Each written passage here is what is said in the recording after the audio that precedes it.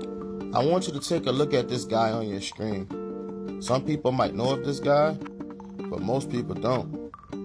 A lot of people know him for his days with the Boston Celtics, but his career started way before then. This guy was special. One of the best combo guards to ever play the game. He's probably fourth best combo guard behind Gary Payton, Sidney Moncrief, and Michael Jordan. Them three names that you heard, they all won Defensive Player of the Year. Dennis Johnson didn't win Defensive Player of the Year, but he was up there with them, man. He was a special player. He played the game the right way. Quiet, smooth, had a nice mid-range game, could get to the rim, was a good finisher too. Excellent defender, and he can go in there and rebound. He was solid, controlled the game, man. You need a guy like this on your team. He was special. I don't know why this guy don't get mentioned when you mention the top 10 point guards to ever play the game. He is the top 6, top 7. He was special, folks. But let's go back to where it all started.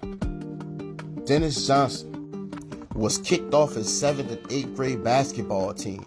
He eventually went to Dominguez High School, and after that, he went to Los Angeles Harbor College, where as a sophomore, he averaged 18 points, 12 rebounds. He was kicked off the team 3 times in 2 years, though. That's insane. Most people would have quit, but not DJ. He was eventually accepted into Pepperdine. As a junior, his parents' house caught on fire. Everyone knew he was going to the NBA, so he went to the NBA and requested a hardship case, and he was granted when it was selected in the second round of the 1976 draft by the best defensive player of all time, the great Bill Russell, who was the GM and head coach at the time. After the team fired Bill Russell, they hired Leonard Wilkins, and immediately he put him in the starting lineup, moved him to shooting guard, and immediately that team became the second best scoring defense in the league. His first year as a starter, he averaged 16 points in 1978. He had to go through David Thompson and the Denver Nuggets to get to the finals. They lost to the Washington Bullets. But listen to this. He averaged 3 blocks a game in the finals and holds the record of 7 blocks in an NBA Finals game for a guard. That's different. He improved his game every year. The following year, in 1979, he averaged 21 points per game, 6 rebounds, 4 assists, 2 steals, and 2 blocks on 45% shooting. And in the playoff, the Supersonics made it back to the finals. But this time, he had something for the Washington Bullets.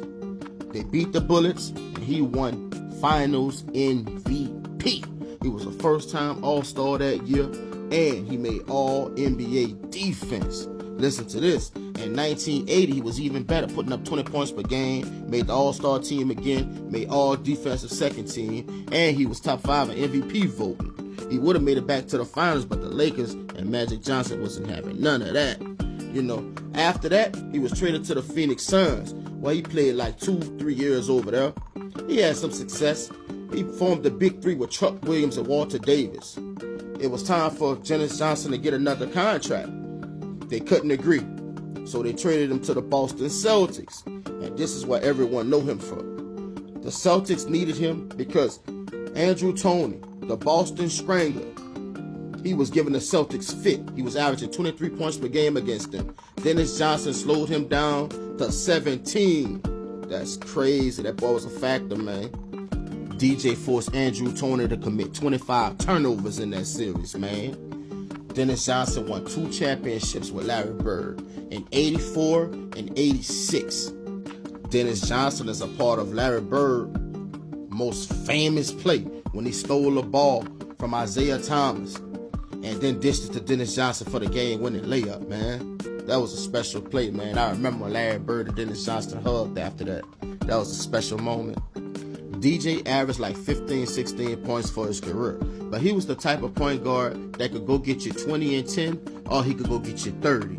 He was solid. He did whatever the team needed to win. He was a 5-time All-Star, man. The man made it to 9 consecutive all-defensive teams. He wasn't flashy. His defense was elite. His numbers won't tell you that, but he was great. Just ask Bird, ask Magic, ask the great players that played against him.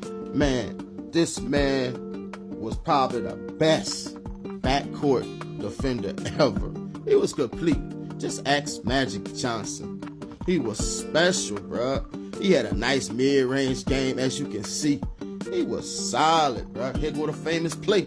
Look a bird this time. History, man. History, bro. Watch that hug. They gonna hug after that. That was a special moment, bro. It was special, bro. I tell you one thing.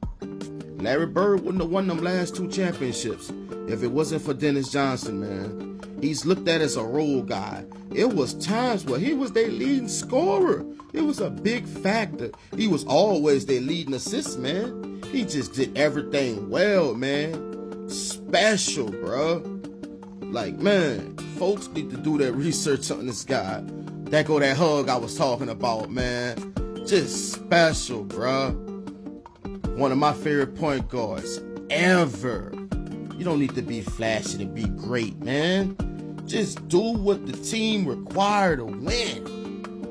And do it respectfully, man. People gonna respect that. R.I.P., man, to the late, the great Dennis Johnson. Rest, soldier.